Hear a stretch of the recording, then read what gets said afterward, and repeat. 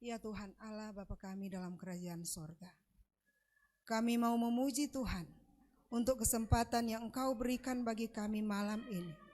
Kami sedia mau mendengarkan firman-Mu. Kami mohon, sucikanlah hati kami dan penuhi kami oleh Roh Kudus-Mu, agar kami akan menerima berkat Tuhan melalui pemberitaan firman Tuhan malam ini. Terima kasih Tuhan, dengar dan jawab doa kami. Kami bawa doa ini di dalam nama Yesus Tuhan dan Juru Selamat kami. Amin. Silahkan duduk.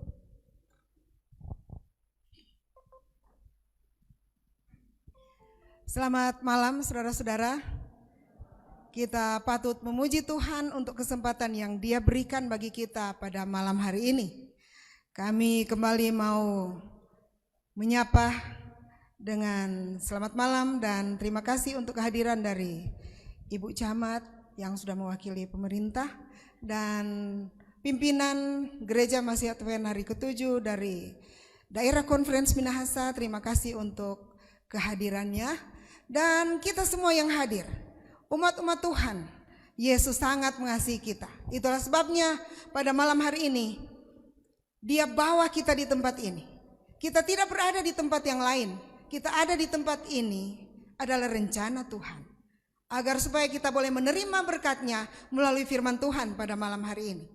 Saudaraku, tema utama KKR kita sepanjang minggu ini adalah Tawimo Manambale. Sudah dekat rumah, Tawimo Manambale.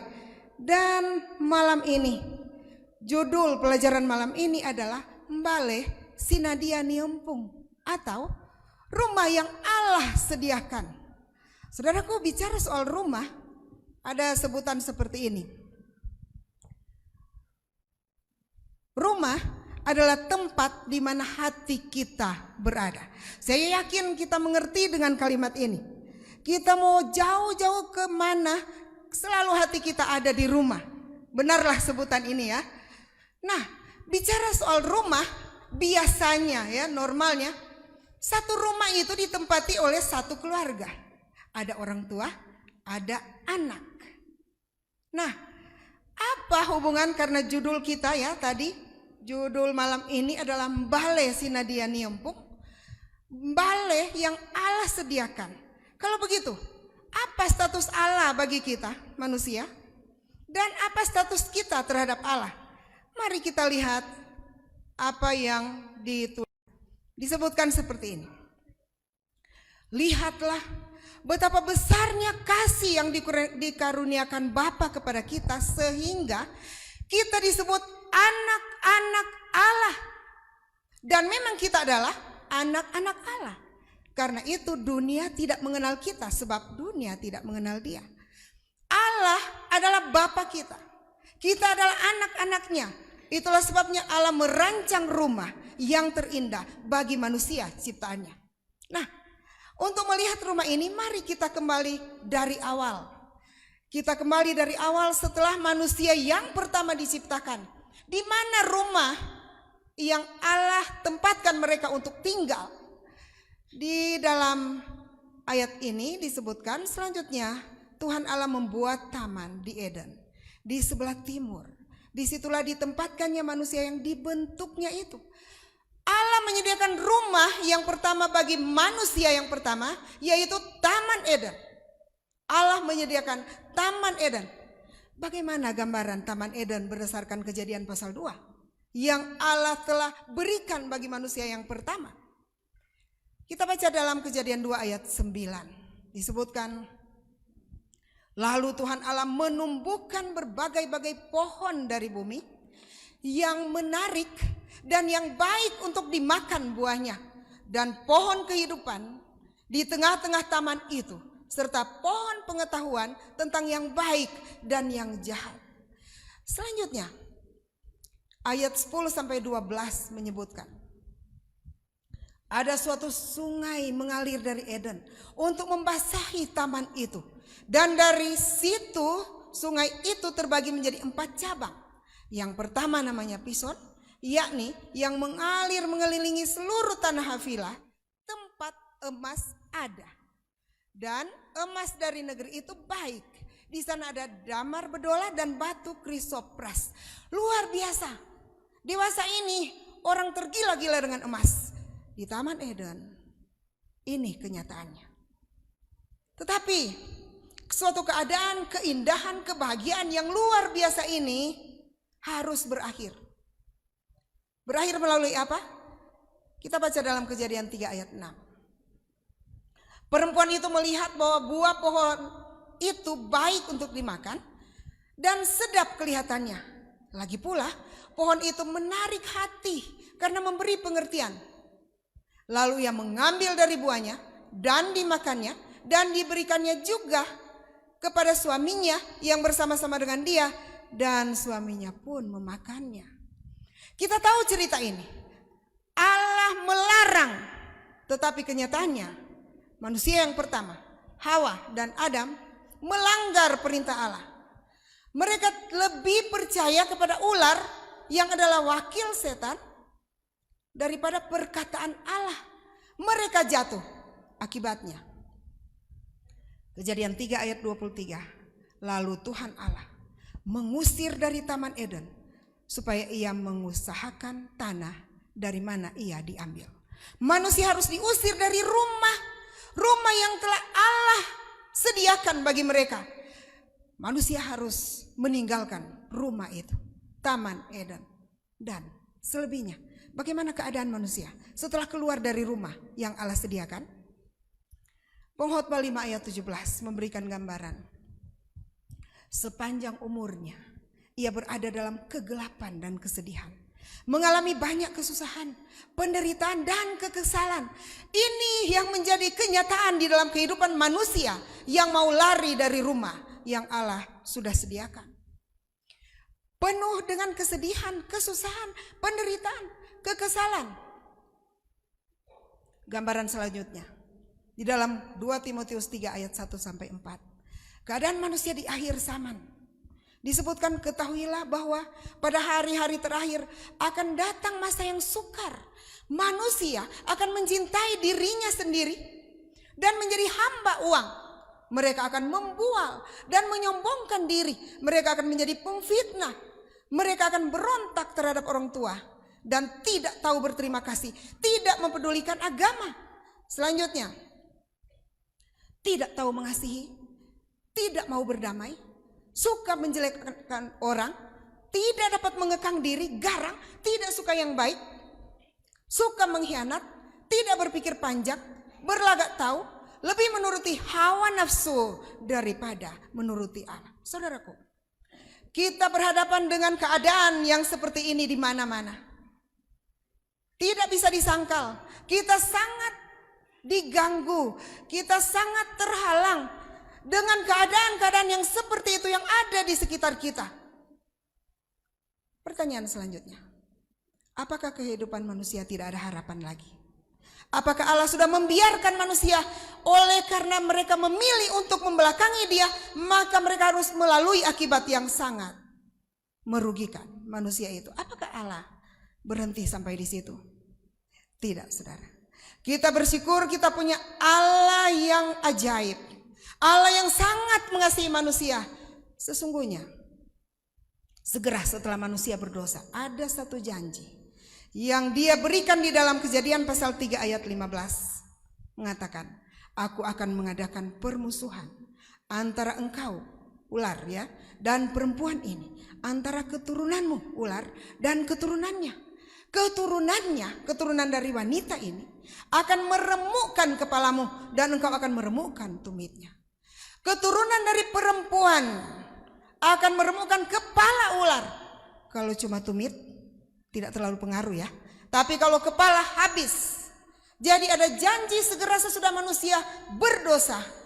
Oleh kasihnya Allah menjanjikan bahwa satu kali kelak kuasa iblis akan dihancurkan.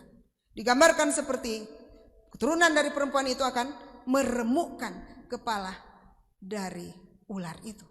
Saudaraku, di mana kegenapan dari janji ini? Kita bersyukur ada ayat ini, Yohanes 3 ayat 16.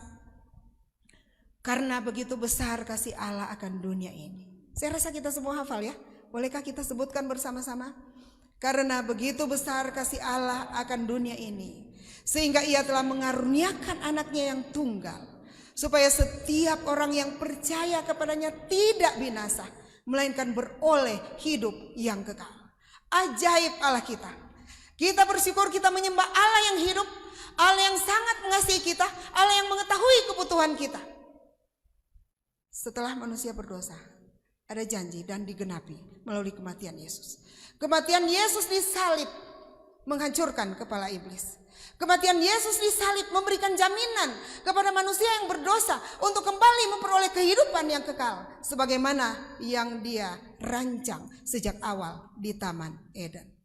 Saudaraku, sekali lagi, mari kita puji Tuhan. Luar biasa Allah kita. Kegenapan janji ini sesungguhnya diteguhkan oleh janji berikutnya yang Yesus sendiri ucapkan sebelum Dia naik ke sorga.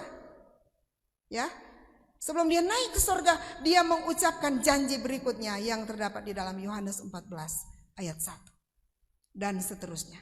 Kita baca mulai ayat 1. Janganlah gelisah hatimu, percayalah kepada Allah, percayalah juga kepadaku. Seakan-akan Yesus mau mengatakan, di tengah-tengah dunia yang penuh dengan penderitaan ini, jangan gelisah hatimu, percaya kepada Allah dan percayalah juga kepadaku. Selanjutnya, di dalam rumah Bapakku banyak tempat tinggal. Jika tidak demikian, tentu aku mengatakannya kepadamu, sebab aku pergi ke situ untuk menyediakan tempat bagimu. Dan apabila aku telah pergi ke situ dan telah menyediakan tempat bagimu, aku akan datang kembali dan membawa kamu ke tempatku, supaya di tempat di mana aku berada, kamu pun berada. Saudaraku, luar biasa janji yang diucapkan oleh Yesus. Ada harapan, ada Eden yang kedua. Ada Eden yang kedua. Yang pertama hilang, tetapi Allah menjanjikan ada Eden yang kedua. Rumah, balai yang Dia sediakan. Balai sinadiana. Balai sinadian yompung fornikita waya.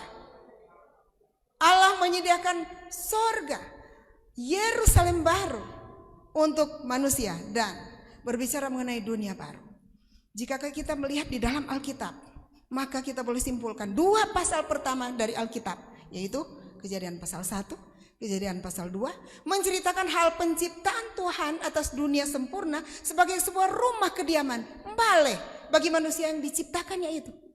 Dan kemudian dua pasal terakhir dari Alkitab, Wahyu 21 dan Wahyu 22, berbicara tentang karya agung Tuhan atas dunia.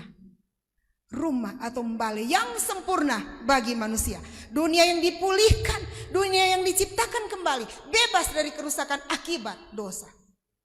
Menurut Alkitab, dunia baru adalah satu tempat di mana Allah dan oknum kealahan tinggal bersama malaikat-malaikat yang tidak berdosa. Selanjutnya, dunia baru itu adalah tempat di mana kita umat percaya, umat tebusan akan tinggal bersama Tuhan selama-lamanya. Itulah balai. Kita tawimo balai. Tatawimo balai. Kita segera akan berpindah ke dunia yang Tuhan sediakan bagi kita. Alkitab menyatakan bahwa rumah kekal akan menjadi tempat yang sungguh nyata. Itu bukan cuma sekedar kata-kata, oh ada sorga, mar belum tentu ada. Tidak. Alkitab menyatakan bahwa rumah kekal akan menjadi tempat yang sungguh nyata, tempat yang dihuni manusia yang memiliki tubuh, otak, dapat melihat, mendengar, menjamah, merasa, mencium bau, dan bertindak, membayangkan, menguji, dan mengalami secara utuh. Di dunia barulah Allah akan menempatkan sorga yang sesungguhnya. Saudaraku, mari kita baca di dalam Ibrani pasal 3 ayat 12 dan 13. Menyebutkan, yaitu kamu yang menantikan dan mempercepat kedatangan hari Allah. Pada hari itu langit akan binasa dalam api, dan unsur-unsur dunia akan hancur karena nyalanya. Tetapi sesuai dengan janjinya, kita menantikan langit yang baru dan bumi yang baru di mana terdapat kebenaran. Ini janji yang nyata. Kita menantikan satu bumi yang baru di mana terdapat kebenaran sesuai dengan janjinya. Mari kita lihat sedikit gambaran mengenai dunia baru. Mbaleh sinadia niempung. Gambarannya di dalam Wahyu 21 ayat 10 dan 11. Lalu di dalam roh, ia membawa aku ke atas sebuah gunung yang besar lagi tinggi. Dan ia menunjukkan kepadaku kota yang kudus itu, Yerusalem, turun dari sorga dari Allah. Kota itu penuh dengan kemuliaan Allah dan cahayanya sama seperti permata yang paling indah, bagaikan permata yaspis, jernih seperti kristal. Selanjutnya, dan kota itu tidak memerlukan matahari dan bulan untuk menyinarinya, sebab kemuliaan Allah meneranginya. Dan anak domba itu adalah lampunya. Ayat 25 menyebutkan, dan pintu-pintu gerbangnya tidak akan ditutup pada siang hari, sebab malam tidak akan ada lagi di sana. Wahyu 21 ayat 18 dan 21 mengatakan soal bangunannya. Tembok itu terbuat dari permata yaspis, dan kota itu sendiri dari emas tulen bagaikan kaca murni, dan ke-12 pintu gerbang itu adalah 12 mutiara. Setiap pintu gerbang terdiri dari satu mutiara, dan jalan-jalan kota itu dari emas murni bagaikan kaca bening. Saudaraku, di dunia ini manusia sangat mengejar apa yang namanya emas, materi, tetapi di sorga jalan terbuat dari emas. Betapa bahagianya, betapa istimewanya kita menjadi umatnya. Betapa istimewanya kita menjadi anak-anak Allah, karena Allah menyediakan mbaleh, menyediakan rumah yang luar biasa bagi umat-umat tebusannya. Dan ingat, ini adalah kesempatan kedua. Secara, kalau tadi bangunan ya, bangunannya, bagaimana gambaran keadaan kita ya, keadaan kita manusia yang hidup di sana disebutkan, tetapi tidak akan masuk ke dalamnya sesuatu yang najis atau orang yang melakukan kekejian atau dusta, tetapi hanya mereka yang namanya tertulis di dalam kitab kehidupan anak domba itu. Hanya mereka yang akan ada di sorga nanti, yang akan ada di mbaleh sinadia niempung, adalah mereka yang namanya tertulis dalam kitab kehidupan anak domba. Gambaran dalam ayat ini tidak ada dusta, tidak ada najis di sana. Saudara, sering kita menderita karena dusta yang ada di sekitar kita. Itu di dunia sekarang. Tetapi nanti di dunia baru, mbaleh sinadia niempung, tidak ada lagi yang seperti itu. Lebih indah lagi janji ini. Wahyu 21 ayat 4. Dan ia akan menghapus segala air mata dari mata mereka. Dan maut tidak akan ada lagi. Tidak akan ada lagi perkabungan atau ratap tangis atau duka cita, sebab segala sesuatu yang lama itu telah berlalu. Saudaraku, saya yakin tidak ada di antara kita saat ini yang hadir yang tidak pernah menangis. Kita banyak merasakan kesedihan, apalagi yang paling menyakitkan adalah manakala kita terpisah dengan orang-orang yang kita kasihi. Tetapi nanti di mbaleh sinadia niempung, kita tawimo manembale ni itu ya, tidak ada lagi air mata, tidak ada kesedihan, tidak ada duka cita. Saudaraku, siapa yang mau mengatakan amin untuk tempat yang Allah sediakan bagi kita? Amin. Kita bersyukur karena di dalam ayat selanjutnya, Filipi 3 ayat 20, karena kewargaan kita adalah di dalam sorga, dan dari situ juga kita menantikan Tuhan Yesus Kristus sebagai juru selamat.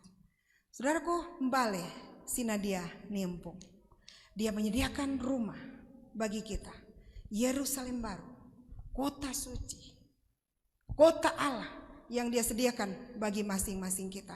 Hanya mari kita pastikan tujuan kita adalah tetap kepada apa yang Allah rancang bagi kita.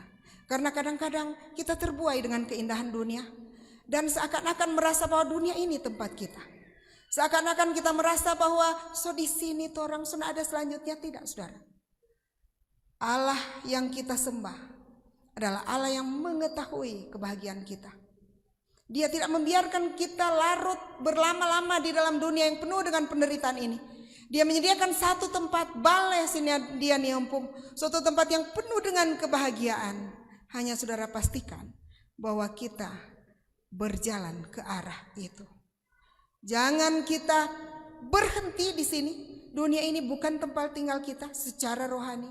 Mari kita pastikan kita sedang menuju ke balai Sinadia Niumpung. Saudara, besok malam kita akan mempelajari kapan realisasinya, kapan balai Sinadia Niumpung itu akan kita nikmati. Kita bersyukur Allah tidak membiarkan kita gelap, Allah tidak membiarkan kita tidak punya pengetahuan tentang kapan balai itu akan menjadi bagian kita. Dia menguraikannya di dalam kitab suci agar kita bersedia, karena waktunya kita tahu mau balai. Kita tahu mau balai. Jadi saudara, besok malam mari kita hadir. Kita akan mempelajari kapan realisasi balai Sinadiana menjadi bagian kita. Dan sekali lagi pada malam hari ini, mari kita diingatkan bahwa sesungguhnya Allah menyediakan satu tempat yang indah bagi kita. Kalau menderita di dunia ini tidak seberapa, kita akan menikmati kebahagiaan kekal, tidak ada putusnya di dalam kerajaan sorga yang Allah sudah sediakan. Berapa di antara kita yang mau, Tuhan, saya mau masuk ke negeri itu. Saya mau mewarisi balai Sinadia Niumpung. Jika ini adalah kerinduan saudara, saya mengajak kita untuk berdiri dan kita akan berdoa.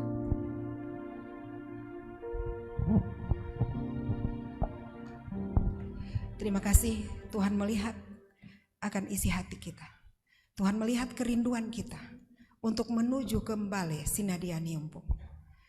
Tuhan melihat kerinduan kita, mari kita tunduk kepala dan berdoa. Ya Tuhan Allah Bapa kami dalam kerajaan sorga, kami bersyukur untuk kasih Tuhan yang tidak putus-putusnya di dalam kehidupan kami. Di tengah-tengah ketidaksetiaan kami, Tuhan tetap setia merancang yang terbaik bagi kami. Ya Tuhan, terima kasih untuk menyediakan satu tempat yang penuh dengan kebahagiaan, yang kami akan bebas dari segala penderitaan, yang Tuhan sudah sediakan bagi kami umat-umat tebusan. Malam ini kami mau berjanji kepada Tuhan, kami mau mengarahkan tujuan kami ke rumah yang kekal, balai Sinadia Niumpung, dan kami mau bersedia sehingga pada waktunya tiba sesuai dengan janji Tuhan, kami semua tidak akan ketinggalan. Kami akan berdiri di kota itu. Kami akan bersekutu dengan seluruh umat Tuhan, teristimewa dengan Tuhan sendiri, kekal selama-lamanya. Ya Tuhan, wujudkan kiranya itu dalam kehidupan kami. Hamba-Mu mau berdoa bagi semua yang hadir malam ini. Karuniakan berkat yang limpah dari sorga. Karuniakan berkat-berkat kesehatan dan kekuatan, berkat-berkat materi yang kami butuhkan, teristimewa berkat-berkat rohani. Kami mohon Tuhan mengiringi kami untuk pulang ke tempat kami masing-masing pada malam ini. Dan oleh kasih Tuhan, Kau kiranya menuntun kami, pertemukan kami besok malam lagi di tempat ini untuk menerima berkat-berkat-Mu. Terima kasih Tuhan. Inilah doa kami. Ampuni dosa kami. Kami bawa doa ini di dalam nama Yesus Tuhan dan Juru Selamat kami. Amin.